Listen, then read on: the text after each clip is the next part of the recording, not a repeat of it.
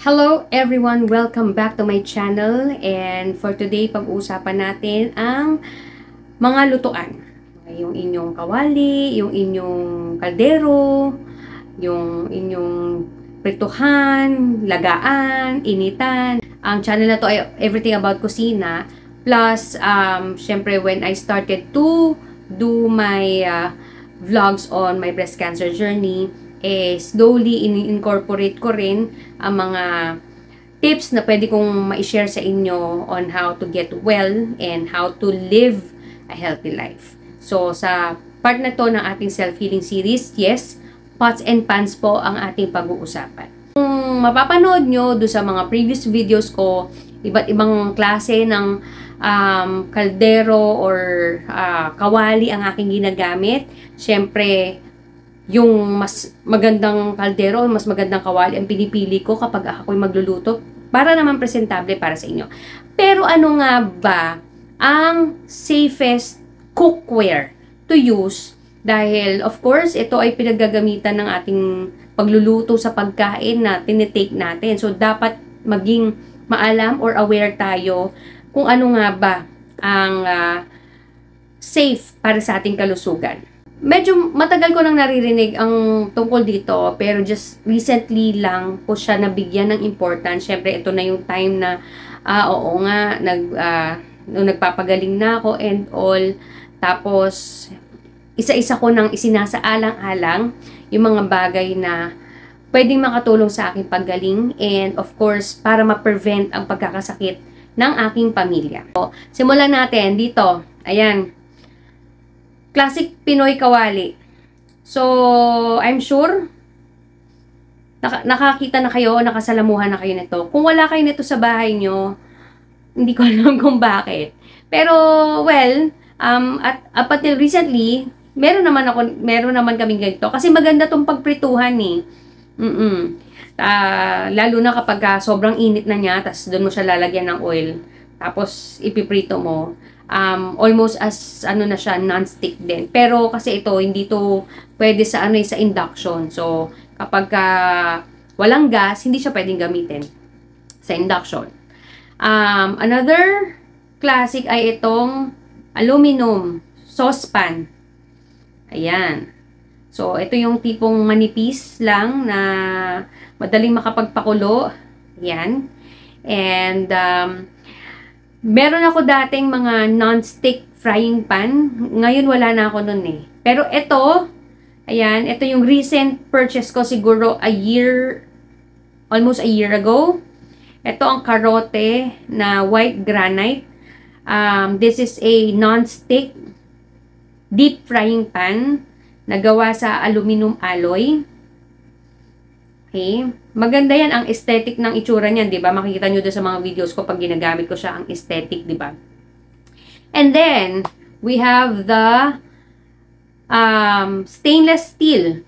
Ayan, meron akong stainless steel na pot or yung panglagaan or pang maraming sahog, at meron din akong frying pan na stainless steel. And then I also have the cast iron. Before ko makalimutan, yung aking takore, ayan, ay made of stainless steel din. Okay. So, sa lahat ng mga nabanggit ko, kasi meron pa tayo, wala na lang akong picture ron kasi wala na ako. Yung Teflon, I'm not sure kung familiar kayo, pero at some point, nagkaroon ako ng Teflon. Tapos, yung mga ganon, yung mga non-stick na minsan hindi naman totoo, tumidikit naman siya. Tsaka yung wok, diba, na non-stick din. Nabudol ako nun dati sa, I'm not sure kung Lazada or TikTok, yung wok na malaki, tapos non-stick siya. Ang ganda naman talaga niya, pero manipis lang siya. I have been really trying to educate myself on what is the best cookware to use. So, nag-come up lang talaga into stainless steel and cast iron. So, yung dalawa na yan, kung meron kayo niyan, mabuting investment ito, lalo na itong cast iron kasi ang cast iron, it will last a lifetime talaga. So, pwede nyo pa siyang maipamana sa apo ng magiging apo. 'Di ba? This cast iron is safe for gas stove, for electric stove, for induction, and even safe for oven and for yung griller. So kapag gusto nyong gamitin ito sa mga ihawan or sa camp, yung mga nagka-camp, 'di ba?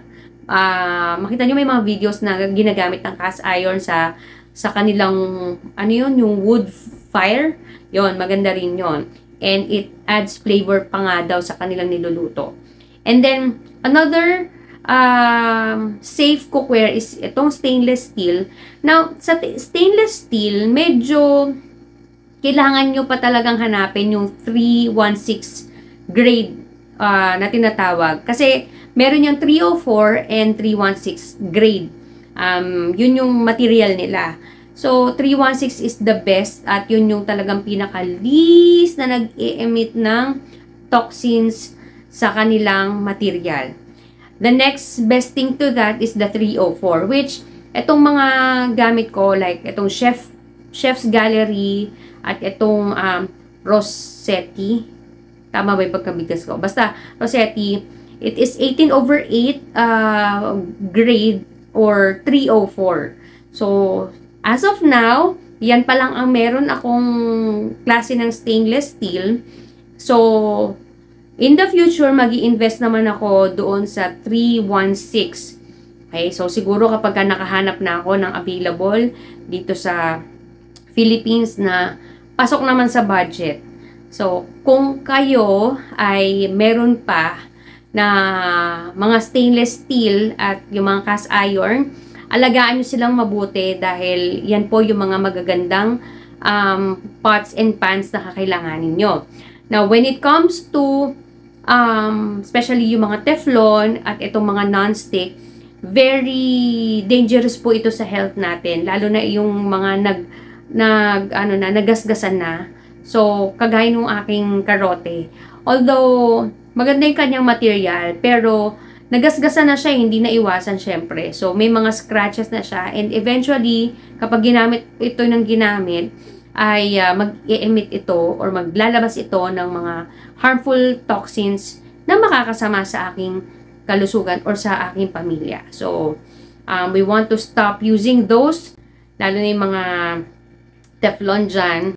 Nasa sa inyo naman yun, pero as much as possible, I would like to encourage you na paunti-unti mag-shift to stainless steel and cast iron. Dahil kung kalusugan naman ng pamilya nyo ang nakasaa sa lalay dito, 'di ba? Why not? I know it's hard to let go of the pots and pans na nakasanayan yung lutuan or na ipundar over time.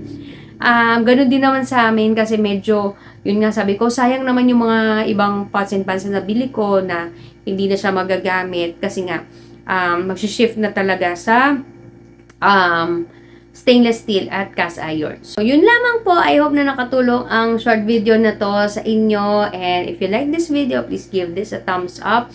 And kung hindi ka pa subscriber ng channel to, please subscribe now and click that notification bell so that manonotify ka whenever I upload new videos. Okay? And until my next one. Bye!